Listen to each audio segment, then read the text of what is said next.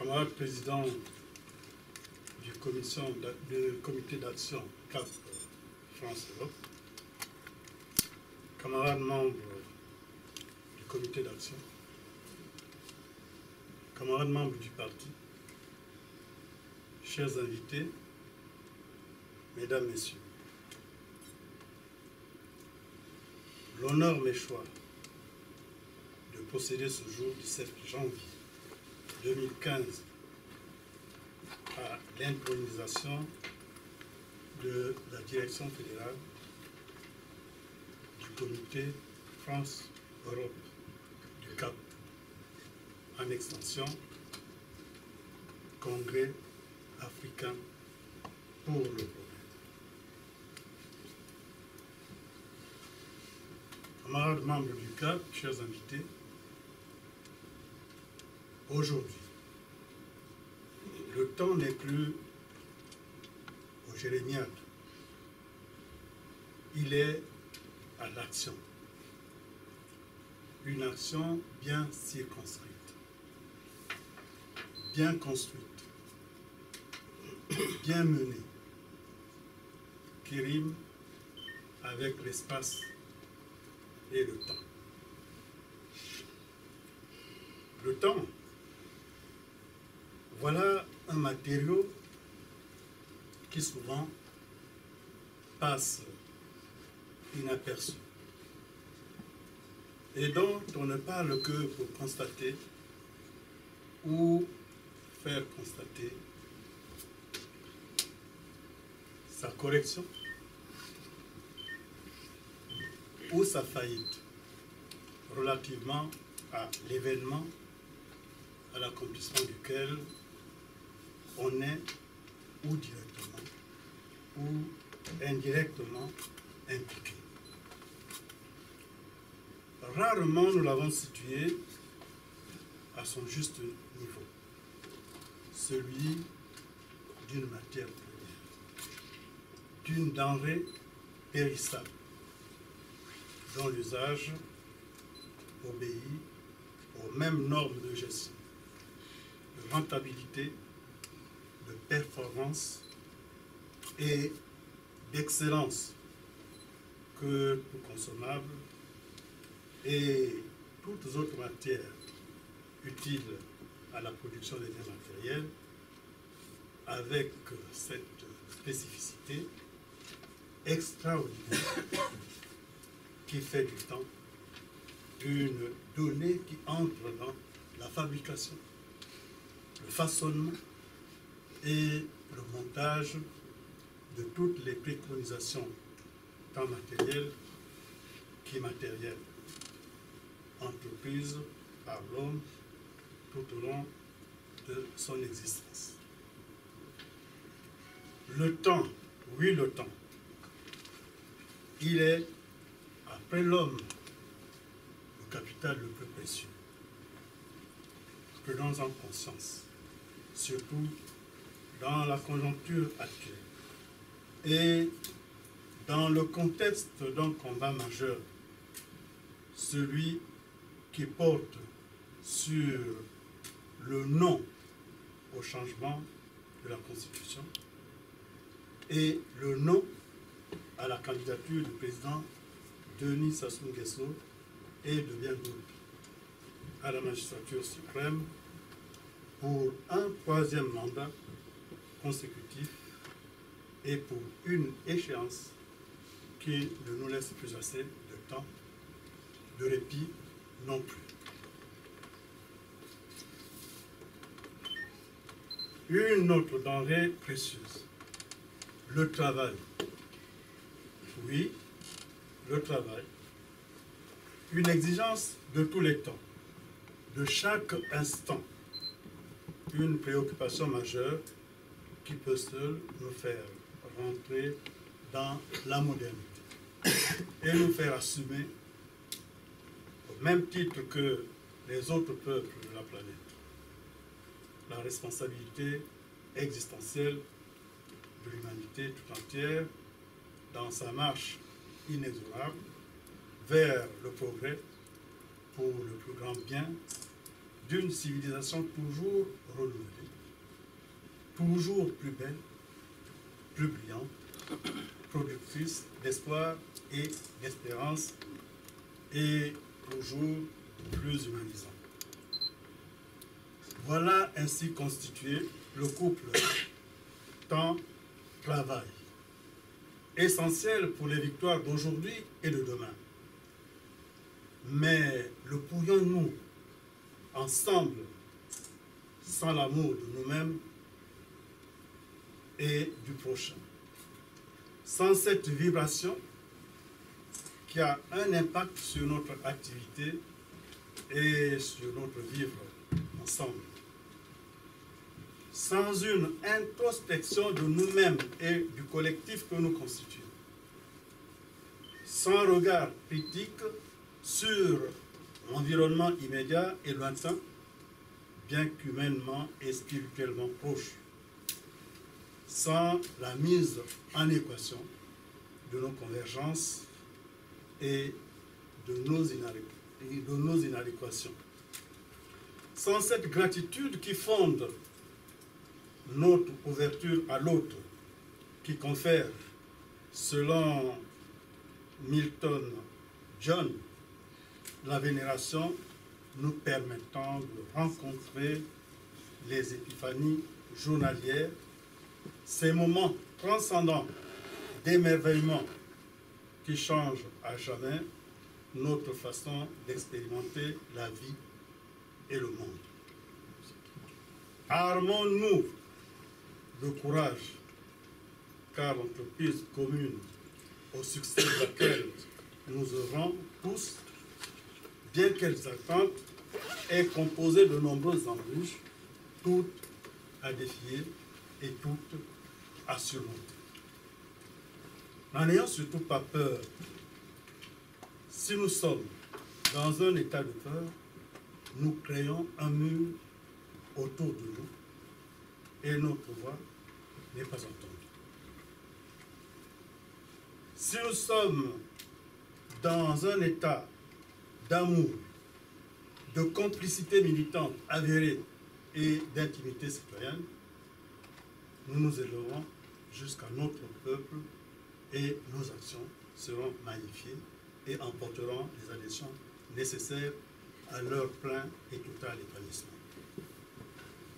Camarades membres du pacte, le cap dont nous procédons ici et maintenant à l'intronisation de ceux qui entendent le représenter en France et en Europe se propose de partager avec tant d'illustres fils de notre continent son attachement à l'idéal panafricain dont il se réclame pour l'avènement d'une Afrique libre, démocratique, unie et en développement au plan économique, social et culturel. Il sied de rappeler que le Congrès africain pour le progrès se veut être un cadre dans lequel se créent les conditions de l'éclosion de la démocratie, du progrès social et du développement durable. Il doit se donner les moyens de gérer le présent et de penser le Congo et l'Afrique de demain. Le Congo, l'Afrique, l'humanité et le monde sont notre nation. Les membres du parti expriment une quadruple loyauté. La loyauté au présent, la loyauté au futur, la loyauté à la cité, la loyauté à l'universel. Ils se veulent à la fois universels et particuliers, humains et bâtisseurs. Visant l'humanité et l'universel, ils se battent pour la justice et l'égalité. Le Congrès africain pour le progrès opte pour une économie écocentrée et anthropocentrée. Il préconise la construction sur le continent africain à l'horizon 2050 d'un vaste ensemble puissant afin de redonner à l'Afrique toute sa place sur la planète. Être membre du Congrès africain pour le progrès, c'est ne pas se satisfaire du monde et du Congo tels qu'ils sont aujourd'hui. C'est s'engager pour changer la société. L'idée de progrès relève à la fois d'une révolte contre les injustices et du combat pour une vie meilleure. Notre but est l'émancipation complète de la personne humaine. Aussi, les membres du Congrès africain pour le progrès proclament-ils, premièrement, leur engagement à respecter les principes qui régissent l'état de droit, solennellement proclamé à la conférence nationale souveraine de 1991, au nombre desquels le pluralisme politique, l'alternance politique pacifique au pouvoir, le choix au moyen d'élections libres et transparentes par les citoyens de leur gouvernement. Deuxièmement, les membres du Congrès africain pour le progrès souscrivent à l'ensemble des dispositions contenues dans la Déclaration internationale des droits de l'homme des Nations Unies de 1948, la Charte africaine des droits de l'homme et des peuples, adoptée en 1981 par l'Organisation de l'Unité africaine, et la Charte des droits et libertés, adoptée en 1991 par la Conférence nationale souveraine. Par-delà tout ce qui précède, le Congrès africain pour le progrès se veut être un lieu de rencontre de penseurs libres, d'hommes et de femmes qui refusent la fatalité, qui renoncent à subir le clanisme, quelle qu'en soit la forme, le tribalisme, le régionalisme, le népotisme et d'autres formes d'intolérance dans la vie quotidienne ou la compétition politique. Il demeure convaincu que le dialogue permanent, porté par l'esprit de tolérance entre tous les acteurs de la vie politique congolaise, sans exclusion, est le moyen le plus sûr pour notre beau pays de préserver la paix, l'unité, la liberté et la démocratie. Toutes ces prétentions demeureraient un vœu pieux si on ne s'attelle pas à l'édification patiente et éclairée d'un parti fort, puissant et performant, capable de se hisser au pouvoir. Si nous ne parvenons pas à faire de notre parti un parti de gouvernement, ce qu'il est déjà, cela relèverait d'une incurie mortelle qui nous ferait perdre à la fois notre dignité, notre notoriété et notre raison d'être. C'est pourquoi, d'ores et déjà, l'action du CAP doit avoir pour support essentiel l'ensemble de notre peuple, dont notamment les travailleurs, toutes catégories confondues, les intellectuels, les paysans, les jeunes, les femmes et les hommes d'affaires. L'édification du CAP passe nécessairement par la qualité de son organisation, ainsi que celle de la formation politico-idéologique de ses membres, le plein exercice de son rôle dirigeant et la possibilité qui lui est donnée de s'acquitter de toutes ses missions en dépendent. Pour y parvenir, il doit être capable de remplir ses fonctions de direction, capable aussi de s'acquitter de sa mission historique, celle de tenir bien en main le travail de formation, de conscientisation et d'encadrement citoyen de l'homme. L'édification du parti et l'exercice pertinent de ses activités passent par une direction politique efficace de toute la société.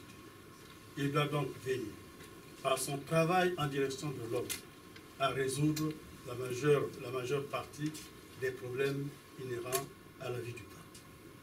Ce travail implique un encadrement adéquat, une éducation pertinente de ses membres, l'occupation par nos membres de tous les espaces vitaux pour rendre l'organisation contradictoirement plus dense, plus fluide et pérenne. L'organisation qui en découle, pour être efficace, doit être à la fois opérationnelle et fonctionnelle. Fonctionnelle parce qu'elle doit être capable de fluidité, capable de communiquer vite et bien partout, de mobiliser les militants et sympathisants, les membres du parti et ceux des organisations affiliées. Opérationnelle parce qu'elle doit être expéditive, dépouillée de toute bureaucratie et de toute pesanteur d'ordre psychologique due à l'indécision, à une approche aristocratique de l'activité politique, à des décisions prises de manière hâtive et inopportune. En effet, l'homme occupe une place de choix dans le procès de production. C'est pourquoi, de tout temps, la question de l'homme s'est toujours posée.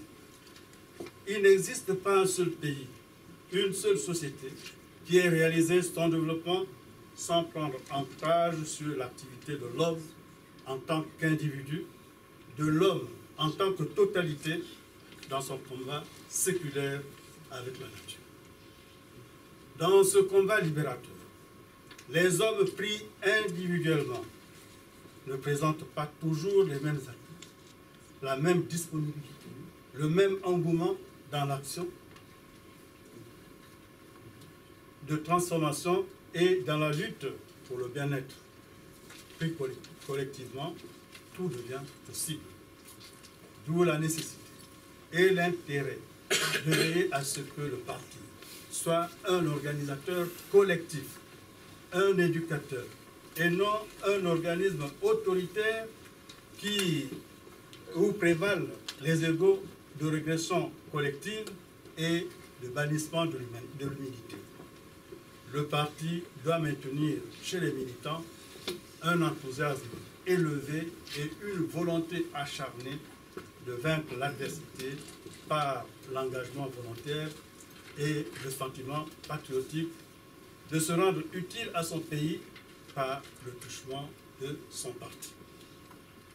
Les dirigeants du parti à tous les niveaux de la hiérarchie politique ont le devoir de faire valoir amplement la démocratie au sein du parti. C'est la condition sine qua non de l'adéquation entre la ligne du parti et la volonté des masses, alors prompte à s'y identifier et à y adhérer massivement. C'est aussi la condition incontournable de la validation du principe de la direction unique, mais démocratique, dans l'acceptation par le parti tout entier, ses membres et ses structures organiques, est subordonnée à leur adhésion motivée à sa ligne et à sa politique, à l'édification desquelles ils auront utilement contribué à faire éclore. C'est à cette condition et à cette condition seulement qu'ils pourront appliquer avec enthousiasme, à la lettre et dans leur esprit, les décisions, recommandations, orientations et directives émanant des organes dirigeants du parti à tous les niveaux. C'est par ce biais que s'installe la discipline et l'obéissance des militants. Intervient la soumission de ces derniers à leurs structures organiques, de celles-ci aux structures de l'échelon supérieur, de celui-ci au parti tout entier, en l'occurrence à sa direction politique. L'enraciner profondément dans les masses, les regrouper solidement et solidairement autour de lui, les amener à respirer le même air et au même rythme, à agir ensemble et à l'unisson, telles sont les tâches prioritaires du parti, lequel doit parvenir à se constituer en tout en un tout indivisible. Le parti doit être en mesure de partager le même sort que la communauté militante qu'il est censé représenter. Il doit savoir qu'au-delà des barrières précaires et franchissables, il représente par-dessus tout le peuple tout entier. C'est à ce titre qu'à termes échus, il se tourne vers lui, alors revêtu de sa qualité inaliénable et inaltérable de souverain, pour lui solliciter sa grâce au fin de lui donner, par la voie des urnes, les clés de la République. C'est là la base du renforcement organisationnel, de l'invincibilité et le ferment d'un développement garanti du parti fondé sur des assises réelles et un soutien appréciable des masses. À condition pour le parti de compter avant tout sur des militants stables, politiquement corrects. Il est impérieux de n'agir que selon la règle de droit et dans le strict respect des normes de la vie du parti, lesquelles doivent constituer le soubassement idéologique du parti. Il s'agit tout naturellement ici d'en définir la ligne et de faire émerger des politiques novatrices conformes à l'esprit des statuts et de tous autres textes organiques basiques subséquents.